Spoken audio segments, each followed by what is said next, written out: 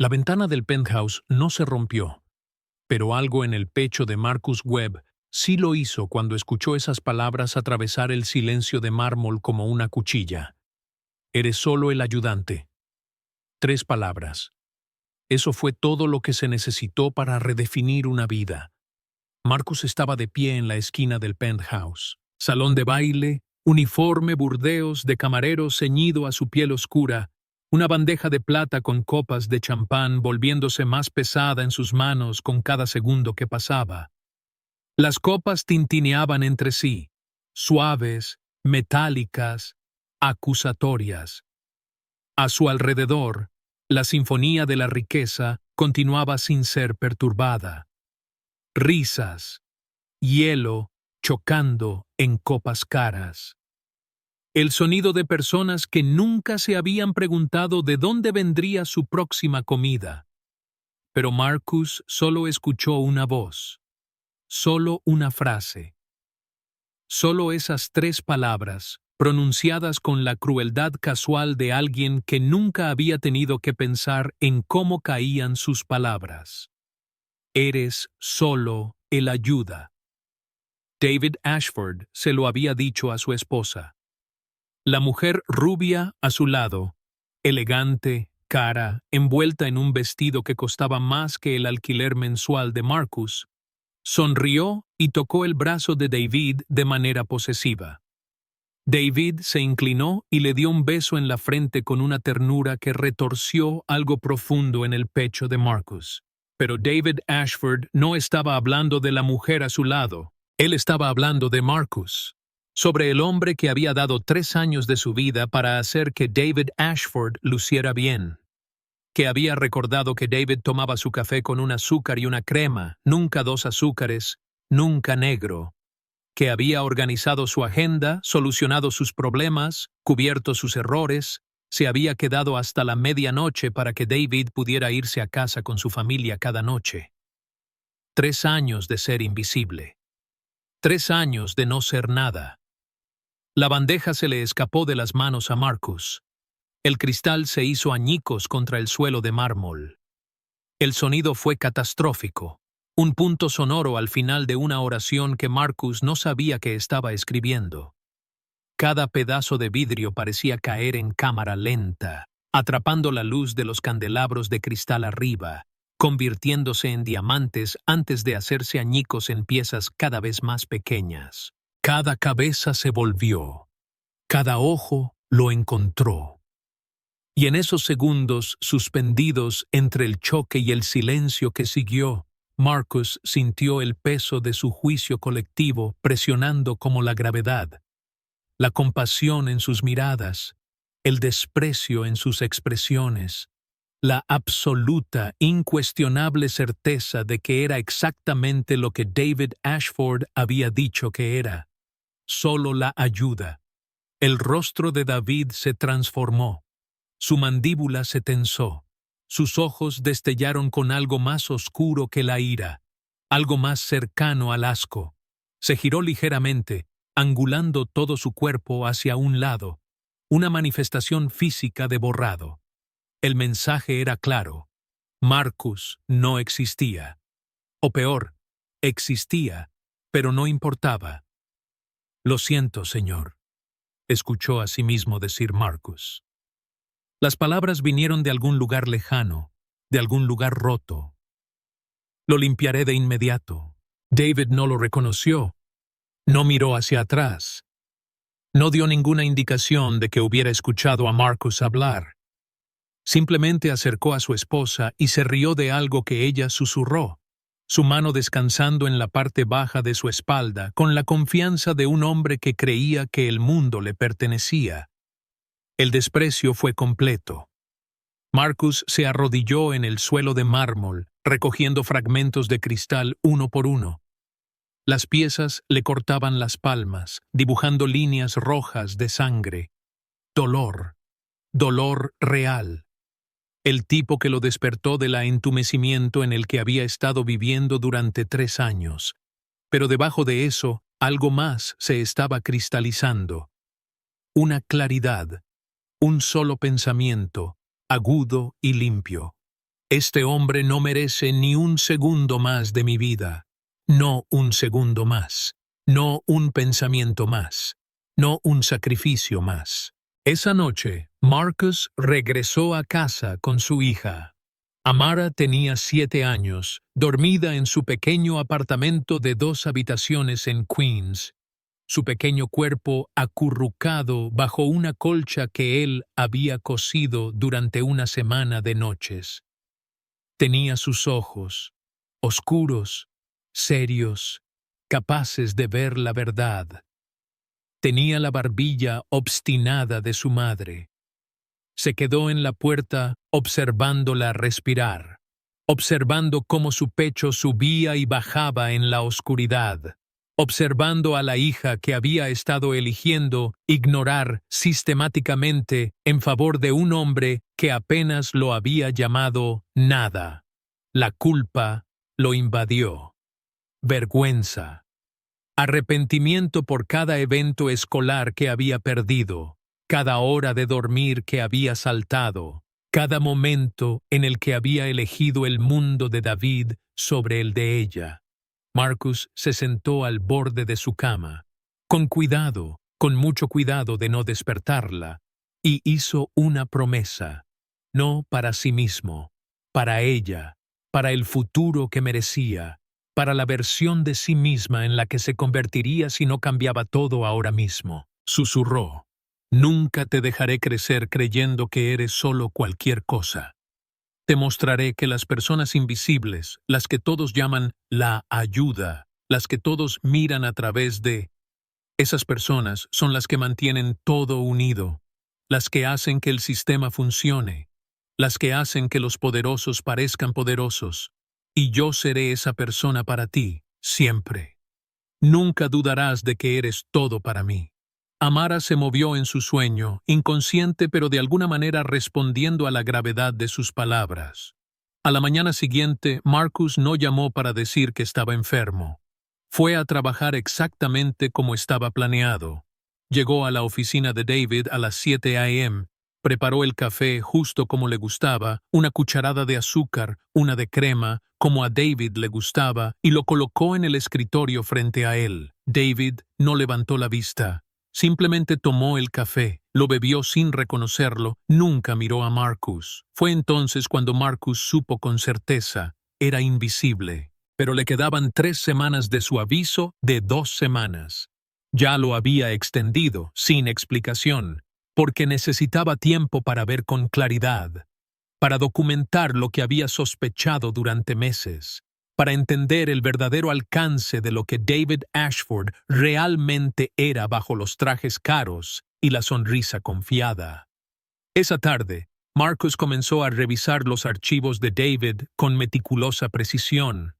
Siempre había tenido acceso, ese era el trabajo, pero ahora los miraba de manera diferente. Ahora entendía que cada documento era una confesión esperando ser leída. Cada correo electrónico era evidencia. Cada registro financiero era prueba. Los archivos contaban una historia que helaba la sangre de Marcus. David Ashford no había construido su empresa de $1,000 millones de la nada. La había robado. Cada idea brillante, cada avance tecnológico, cada innovación que lo había convertido en un nombre conocido y en multimillonario. Los diseños originales habían venido de un hombre llamado Marcus Chen. David lo había conocido en la escuela de posgrado. Habían colaborado en un proyecto que se volvió revolucionario. Juntos habían creado algo extraordinario.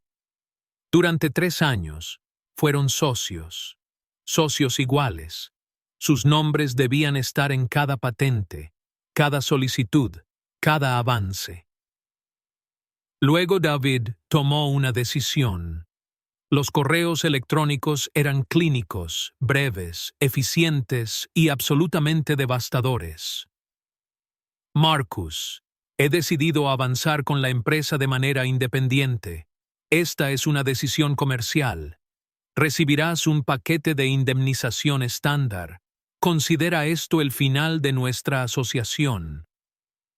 Marcus Chen había respondido con shock, con ira, con amenazas legales y apelaciones desesperadas.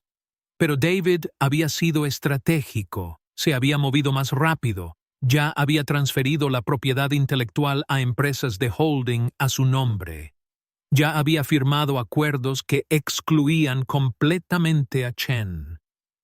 Para cuando se asentó el polvo, Chen no tenía nada. David tenía todo. Marcus fotografió cada documento con su teléfono, hizo notas detalladas, cruzó fechas y transacciones, encontró evidencia de sobornos a funcionarios del gobierno, encontró pruebas de que David había mentido a los inversores sobre los orígenes de la tecnología, encontró registros financieros que mostraban que David había desviado dinero a través de empresas fantasma para ocultar su riqueza de las reclamaciones de pensión alimenticia de su primera exesposa.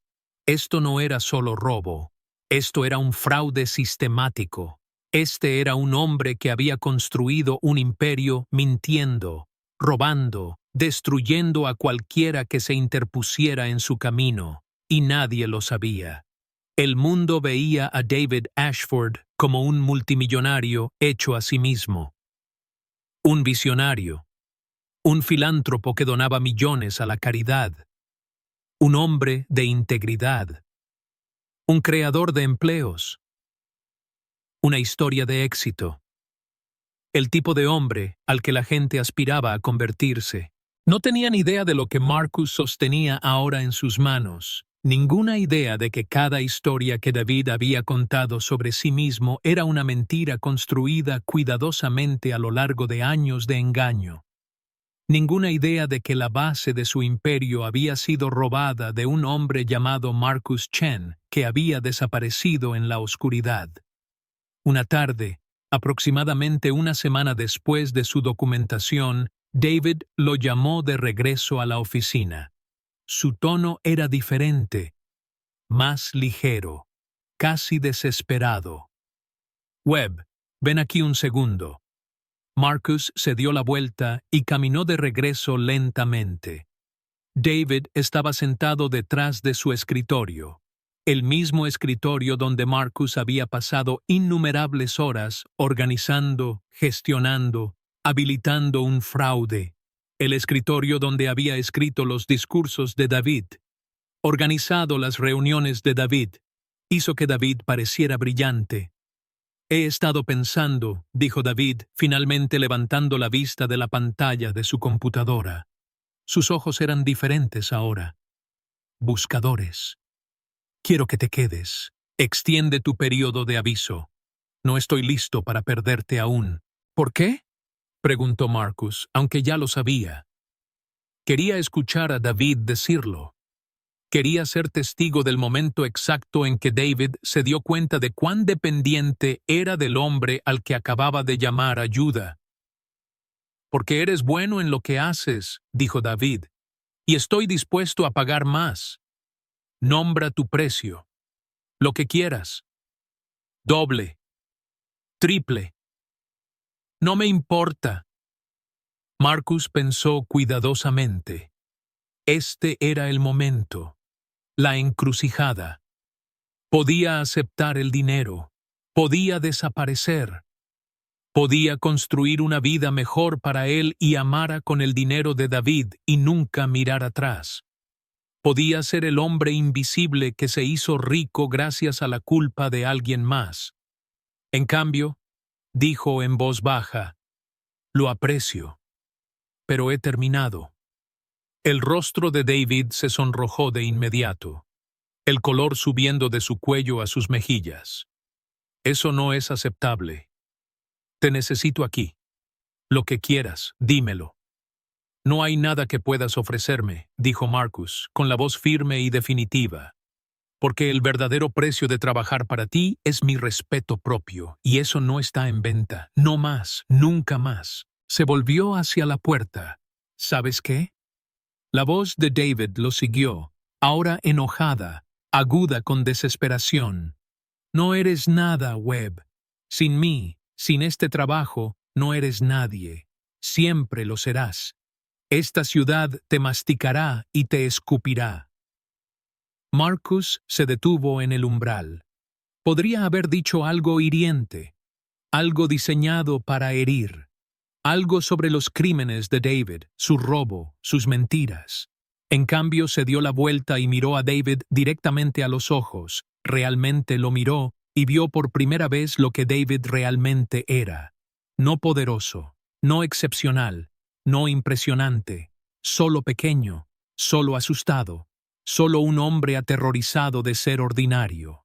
Quizás, dijo Marcus en voz baja, pero al menos seré un nadie con integridad. Al menos mi hija estará orgullosa de mí por hacer lo correcto. Luego salió, y nunca miró atrás.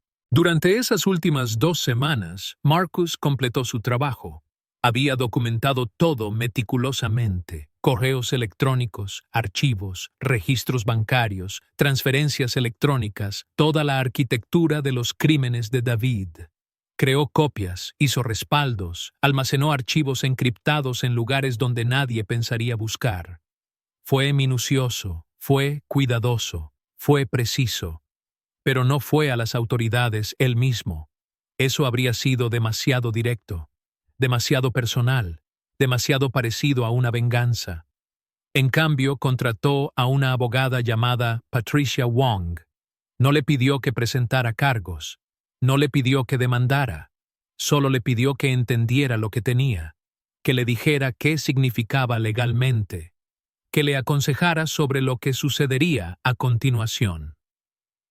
Estas son acusaciones serias, había dicho Patricia, revisando su documentación con creciente intensidad. Y tienes pruebas sólidas. La SEC necesita saberlo. Los investigadores federales necesitan saberlo. Los inversionistas necesitan saberlo. Esto es masivo. Mas eu não serei o que vai contar a eles, disse Marcus. Estou fora com David, fora daquele mundo. Eu só quero seguir em frente com a minha vida. Quero criar minha filha. Quero ser o pai que eu deveria ter sido o tempo todo. Patrícia acenou lentamente, entendendo sem que Marcus precisasse explicar. Podemos trabalhar com isso. Podemos garantir que a informação chegue às pessoas certas sem que você seja a fonte. Marcus marcou uma reunião com um jornalista investigativo chamado Thomas Chen. Com um café, em uma cabine tranquila de um restaurante longe do escritório, Marcus forneceu informações, apenas informações, como alguém poderia mencionar algo que ouviu de passagem. Marcus Chen, o inventor original, o homem que foi excluído de sua própria empresa. As irregularidades financeiras que ninguém nunca explicou. As misteriosas empresas de fachada. Os contratos governamentais que não faziam sentido. Os olhos de Thomas se arregalaram a cada detalhe. Esto es explosivo, finalmente había dicho, inclinándose hacia adelante. Esta es una historia masiva. Pero necesito verificar todo. Necesito documentación. Necesito pruebas. Puedo proporcionar eso, dijo Marcus. Todo lo que necesitas. Todo es real. Todo verificable. Todo documentado. Pero tengo que mantenerme anónimo. Por el bien de mi hija. Ella nunca puede saber sobre esto. Thomas había estado de acuerdo, y Marcus se había alejado. Durante los siguientes 3 meses, Marcus observó desde la distancia. Había comenzado un nuevo trabajo en una empresa de tecnología más pequeña, ganando menos dinero, pero trabajando menos horas. Estando presente para Amara de maneras que nunca había podido antes. Ayudaba con la tarea cada noche. Asistía a su obra escolar. Preparaba la cena y la comían juntos en la mesa, hablando sobre su día, sus sueños, sus preguntas sobre el mundo. Estaba construyendo algo real, algo que le pertenecía, algo que David Ashford nunca podría tocar. Luego la historia se hizo pública. El titular era inevitable. Billonario, bajo investigación por fraude. David Ashford, acusado de robar una empresa de $1,000 millones. El artículo era completo, devastador, detallado. Exponía todo. Cómo David y Marcus Chen habían creado la tecnología juntos. Cómo David había borrado sistemáticamente la contribución de Chen. Cómo había construido una fortuna sobre mentiras. Hubo historias de seguimiento, historias sobre el lavado de dinero, los sobornos, las empresas fantasma, los empleados que habían sido testigos de su falta de piedad, las personas que habían perdido sus trabajos para que David pudiera llevarse el crédito por su trabajo. En una semana, la SEC había abierto una investigación formal. La Junta exigió que David renunciara. Su precio de acciones se desplomó. Los inversores entraron en pánico. La empresa comenzó a desmoronarse. Y Marcus lo observó suceder desde su pequeño apartamento en Queens, con su hija haciendo la tarea en la mesa de la cocina, completamente ajena a que su padre acababa de desmantelar el imperio de un multimillonario usando nada más que la verdad. Amara percebeu que ele estava diferente, porém. Mais leve, mais livre, como se peso tivesse sido tirado de seus ombros. Papai, você está sorrindo mais, ela disse uma noite. Por quê? Marcus a puxou para perto. Porque eu fiz a escolha certa sobre algo importante. E agora, não preciso mais carregar isso. Não preciso fingir. Não preciso me esconder. A investigação levou 4 meses. No final, David Ashford foi indiciado por 17 acusações: fraude, desvio de verbas, lavagem de dinheiro, suborno. Sua esposa pediu o divórcio, citando infidelidade e crueldade emocional. Sua empresa pagou uma enorme restituição aos investidores que ele havia enganado. Mais importante, os direitos de propriedade intelectual foram devolvidos a Marcus Chen, que finalmente pôde reiniciar sua carreira com total crédito por seu trabalho original. David Ashford foi condenado e sentenciado a 8 anos de prisão federal. 1 ano após a sentença, uma carta chegou ao escritório de Marcus, encaminhada através de seu advogado. O endereço de retorno era uma penitenciária federal. Marcus quase não a abriu, mas ele abriu. A caligrafia estava mais trêmula do que ele lembrava, menos confiante, mais humana. A caligrafia de um homem que havia sido quebrado e estava tentando reconstruir algo dentro de si. Marcus, começou. Não tenho o direito de esperar que você leia isso.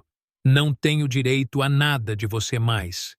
Mas estou pedindo de qualquer maneira, porque tive 1 ano para pensar sobre quem me tornei e como cheguei aqui. Você não foi a ajuda. Você foi a fundação sobre a qual eu me sustentei. Você foi a razão pela qual tudo funcionou. Você foi a razão pela qual eu podia parecer bem-sucedido. Podia reivindicar grandeza. Podia ficar de pé. E eu era pequeno demais. Tinha medo demais. Estava com fome demais de poder para ver isso. Robé a Marcus Chen porque tenía miedo de ser ordinario. Te tiré porque tu integridad me incomodaba. Te llamé nada porque representabas algo que nunca podría ser, un hombre que conocía su valor sin necesitar que nadie más lo validara. Ahora entiendo lo que hiciste. No me destruiste. Simplemente dijiste la verdad, y la verdad fue suficiente para derribar todo porque todo lo que había construido estaba completamente basado en mentiras. Mi hija me ha escrito. Tiene 26 años. Me perdí toda su infancia. Ella está tratando de perdonarme. No lo merezco, pero estoy agradecido de que lo esté intentando. Mi exesposa ha seguido adelante. Ahora es feliz, construyendo una vida con alguien que la valora. Também la destruí. Mas você, Marcus, quero que saiba de uma coisa. O homem que eu era teria chamado isso de fraqueza, teria visto a prisão como uma falha. Mas estou tentando me tornar alguém diferente. Alguém que entende que a verdadeira força é enfrentar suas fraquezas e tentar se tornar melhor. Sua filha é sortuda. Ela tem um pai que está presente. Esse é o maior presente que um pai pode dar. Eu nunca fiz isso. Espero que você nunca tenha que contar a ela quem eu fui. Espero que você conte a ela sobre sua própria força, em vez disso. Atenciosamente, David Ashford Marcus leu a carta 3 vezes. Então, ele a guardou em uma caixa, trancou e não pensou mais nisso por um longo tempo. 2 anos após a condenação de David, Marcus foi promovido a diretor de operações em sua empresa. Seu salário dobrou. Sua equipe o respeitava.